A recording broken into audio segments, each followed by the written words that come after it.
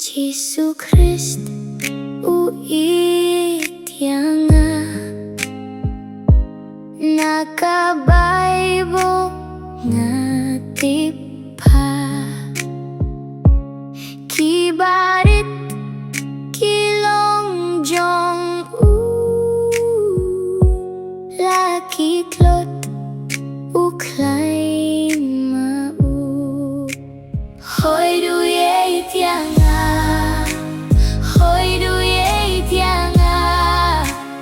hoy duye ityanga ka Bible hi kaong